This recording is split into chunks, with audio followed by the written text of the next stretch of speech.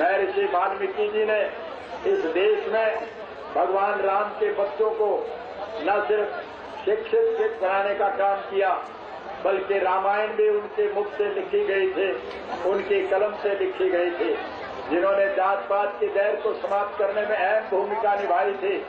आज मुझे अफसोस के साथ कहना पड़ता है कि इस प्रदेश में कुछ ऐसे चेहरे भी उभर करके आ रहे हैं जो जात पात, धर्म और मजहब के नाम पर पुनः इस देश के लोगों को बांट करके अपनी राजनीतिक रोटियां सेकने में यकीन रखती है। हरियाणा प्रदेश की जागरूक जनता उसके बहकाव में आने के लिए तैयार नहीं है। जाति जन्म से नहीं जाती, कर्म से आंकी जाती है। कौन किसके पेट से पैदा हो, ये इंसान के अधिकार क्षेत्र से बाहर की बात है। ये तो उस परमपिता परमात्मा को पता है किसने किस नारी के उदर से पैदा होना है।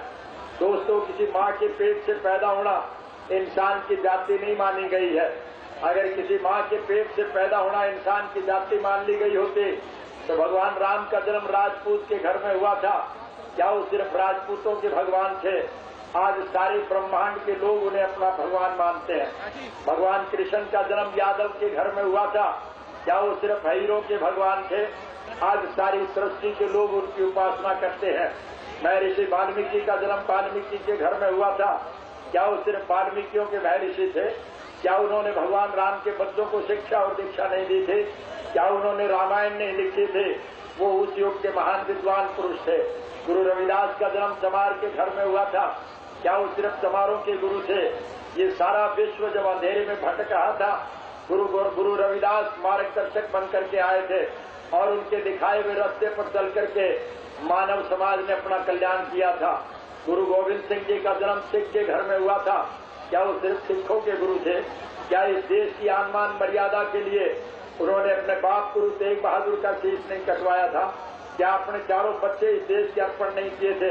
गुरु गोविंद सिंह किसी जाति विशेष के नहीं, समूचे राष्ट्र के गुरु कहलाने में गर्व और फख्र महसूस किया करते थे। आप दूर की बात को छोड़िए, महात्मा गांधी जी का जन्म बनिए के घर में हुआ था। क्या वो सिर्फ बनियों के नेता थे? या गांधी जी के आह्वान पर इस देश के समूचे लोगों ने इकट्ठा होकर के एक जन आंदोलन शुरू नहीं किया था? क्या उस जंग आजादी की लड़ाई में शहीद आजम भगत सिंह, राजगुरु चंद्रशेखर, शहीद शिरोमणि उधम सिंह और इशफाक अल्लाह समेत सैकड़ों जवान फांसी नहीं छूटे थे?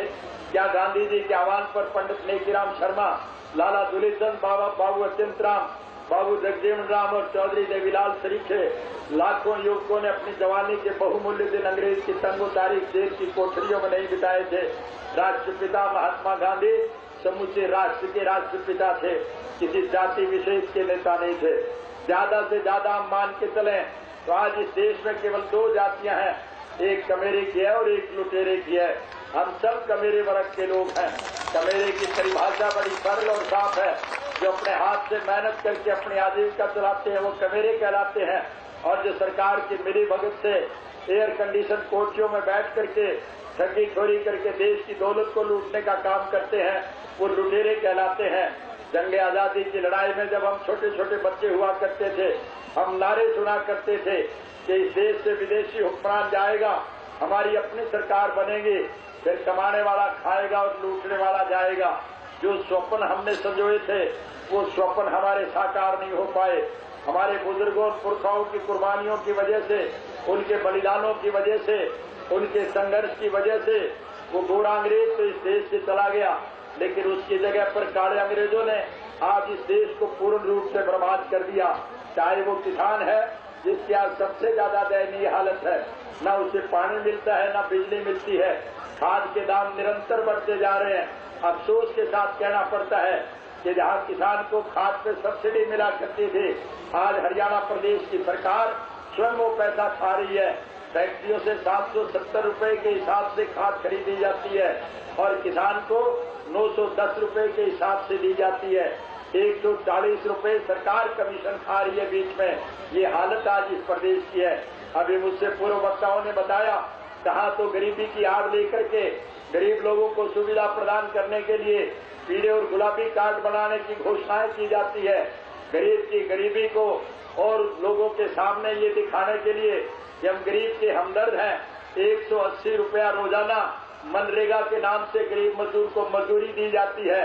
उसे गरीब मान करके 180 रुपया दिया जाता है, और दूसरी तरफ कानून बनाया जाता है कि जो 26 रुपये कमाता है वो पूंजीपति कहलाएगा, उसे और किसी प्रकार की सुविधा नहीं मिलेगी। तो इससे साफ जाहिर है कि वो पीले और गुलाबी कार्ड काटना चाहते हैं। आज चौधरी देवीलाल की बनाई हुई पेंशन जो बूढ़े बुजुर्गों को हर महीने की 7 तारीख से पहले मिल जाती थी, आज ना उन्हें पेंशन मिलती है, बल्कि 4 दिन पहले हरियाणा सरकार की तरफ से एक नया रेजुलेशन पास किया गया है, एक नया कानून बनाया गया है। समाज कल्याण विभाग की तरफ से एक नया सर्कुलर जारी किया गया है कि वृद्धावस्था पेंशन उसकी मुकर की जाएगी जो बूढ़ा अपना एक सर्टिफिकेट इस बात का देगा कि मेरी आमदन 50,000 रुपए से सालाना कम है। ये कमीशन इस प्रकार के कानून बनाना उन बूढ़ों को अपमानित करने का काम है। बूढ़े बुजुर्गों के बस की बात नहीं है कि वो सर्टिफिकेट जुटाते फिरें। इससे साफ जाहिर है कि सरकार उनकी पेंशन काटना चाहती है।